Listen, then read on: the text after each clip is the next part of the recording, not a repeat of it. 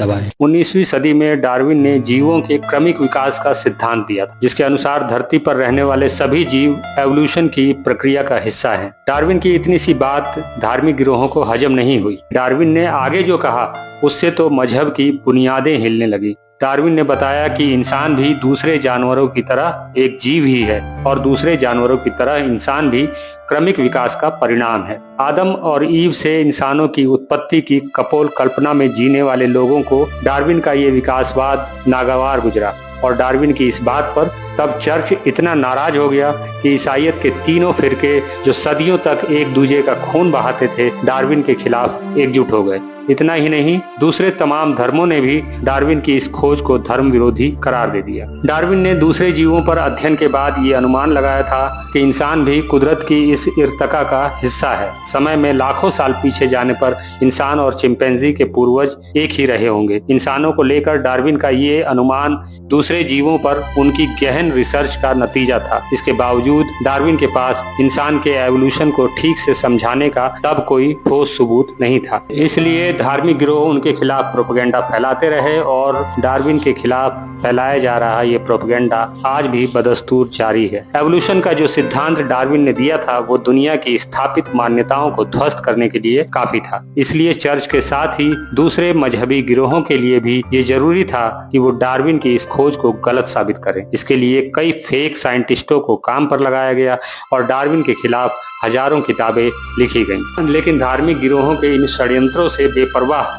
कई शोधकर्ता ऐसे भी थे जो डार्विन के इस महान काम को आगे बढ़ाने की खातिर इंसान के क्रमिक विकास की गुमशुदा कड़ियों को खोज रहे थे। और इस खोज में इतनी सफलता हासिल हुई कि डार्विन की मृत्यु के एक सदी के अंदर ही क्रमिक विकास का सिद्धांत वैज्ञानिक जगत में सर्वमान्य हो गया। डार्विन की मृत्यु के बाद से मानव के क्रमिक विकास की खोज में दुनिया भर के वैज्ञानिक लगे थे। 20वीं सदी की शुरुआत में वैज्ञानिकों को एशिया, ऑस्ट्रेलिया, यूरोप, रसिया और अमेरिका से मानव के पुराने जीवाश्म मिले थे, लेकिन गहन खोज के बाद भी अफ्रीका से बाहर कहीं भी 70,000 साल से ज्यादा पुराना कोई भी इंसानी जीवाश्म नहीं मिल पाया था। तब शोधकर्ताओं ने अफ्रीका की ओर रुख किया और फिर अफ्रीका की जमीन के नीचे से ऐसे सबूत मिलने लगे जिससे डार्विन सही साबित हुए। इंसानों के सबसे पुराने कंकाल अफ्रीका से ही मिले हैं और अफ्रीका में भी इथोपिया वो जगह है जिसे मानवता का पालना कहा जा सकता है, क्योंकि इंसानियत के सबसे पुराने प्रमाण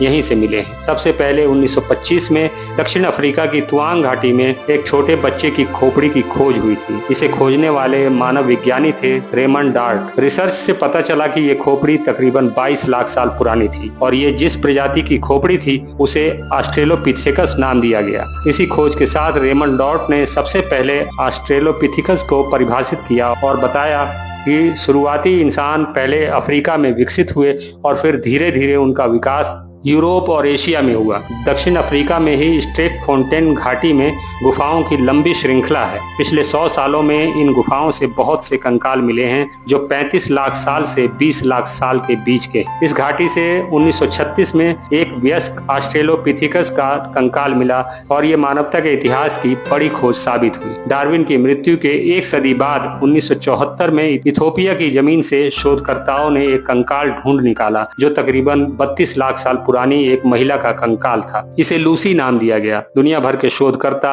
इस कंकाल की जांच में जुटे। रिसर्च से पता चला कि लूसी दुनिया के सभी 7 अरब लोगों की पूर्वज है। इस रिसर्च में दुनिया के सभी लोग जेनेटिक तौर पर लूसी से सीधे जुड़े हुए नजर आए। हालांकि इस खोज में 3.5 फीट लंबाई वाली लूसी के कंकाल का मात्र 40% हिस्सा ही मिला था। फिर भी लूसी की इस खोज ने दुनिया के सोचने का नजरिया बदल दिया। लगभग 32 लाख साल पुरानी लूसी की इस प्रजाति को ऑस्ट्रेलोपिथेकस एफ्रेंसिस नाम दिया गया। 2 पैरों पर चलने वाले किसी जीव का ये पहला जीवाश्म था जो वैज्ञानिकों को मिला था। लूसी का ये कंकाल चिंपैंजी से काफी मिलता था, लेकिन रिसर्च ये बताते हैं कि ये चिंपैंजी नहीं बल्कि इंसानियत की मां है।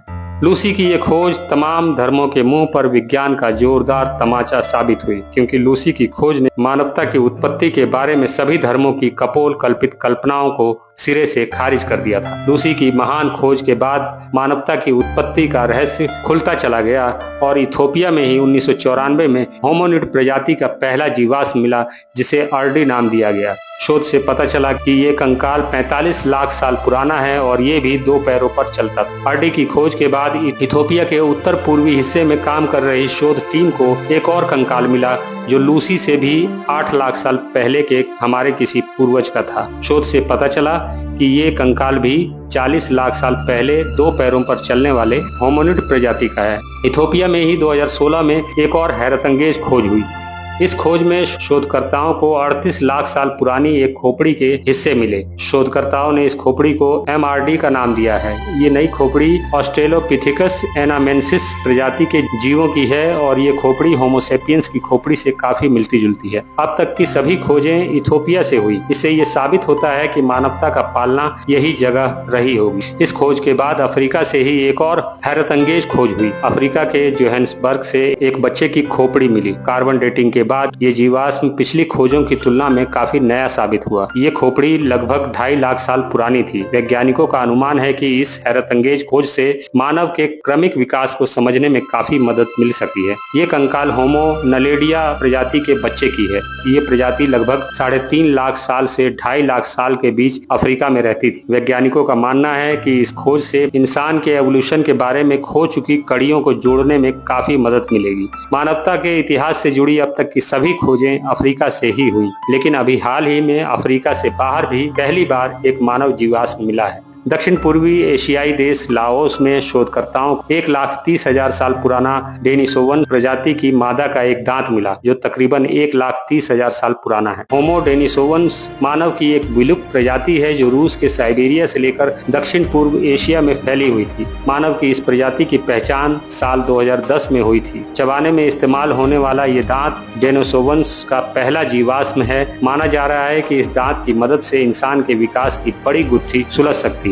मानवता के इतिहास से जुड़ी ऐसी हर नई खोज डार्विन के क्रमिक विकास के सिद्धांत को और मजबूत करती है। जीव जंतु पेड़ पौधों के एवोल्यूशन को हम मान लेते हैं, लेकिन इंसान के क्रमिक विकास को समझने से हम हमेशा बचने की कोशिशें करते हैं, क्योंकि ये बात सीधे तौर पर हमारी धार्मिक सोच से टकराती है। मानवता के इतिहास से जुड़ी सभी खोजें धर्म ग्रंथों में लिखी गपबाजी को सिरे से खारिज कर देती। मानवता की उत्पत्ति के बारे में सभी धर्म गलत साबित हुए हैं। इंसान को किसी ईश्वर ने पैदा नहीं किया, न ही आदम और हव्वा से इंसानियत की शुरुआत हुई। मानव दूसरे जीवों की तरह ही क्रमिक विकास का हिस्सा है। इस सच के ठोस सबूत हमें मिल चुके हैं, फिर भी धर्मों की कपोल कल्पित झूठी कहानियों में फंसकर हम सच्चाई से मुंह मोड़े हुए हैं। आसमानी किताबों में दर्ज आदम हव्वा की कपोल कल्पित कहानियों से अलग 3 अरब 80 करोड़ साल पहले से चले आ रहे जीवन के विभिन्न आयामों के क्रमिक विकास की असली कहानी तो विज्ञान ही हमें समझा सकता है। विज्ञान के नजरिए से देखें तो धर्म, जाति और सांप्रदाय की झूठी लड़ाई का हासिल कुछ नहीं है। जेनेटिक रूप से हम में कोई भेद नहीं। ऊंच नीच, गोत्र, क्षेत्र और नस्ल की बाधाएं बनावटी हैं। हम सभी एक ही नस्ल के हैं और उस नस्ल का नाम है होमो सेपियंस। हम सभी की नस्लें एक हैं, जात एक है, इतिहास एक है और हमारे पूर्वजों का संघर्ष भी एक ही है। फिर ये नफरत, ये हिंसा, ये भेदभाव इसलिए। आपको हमारा यह वीडियो कैसा लगा कमेंट बॉक्स में जरूर बताएं और हमारे इस चैनल को सब्सक्राइब जरूर करें। सदियों से फैलाए गए अंधविश्वास और कुरीतियों के विरुद्ध वैज्ञानिक चिंतन के साथ खड़ा यह चैनल दुनिया को समझने का आपका नजरिया बदल देगा। धन्यवाद।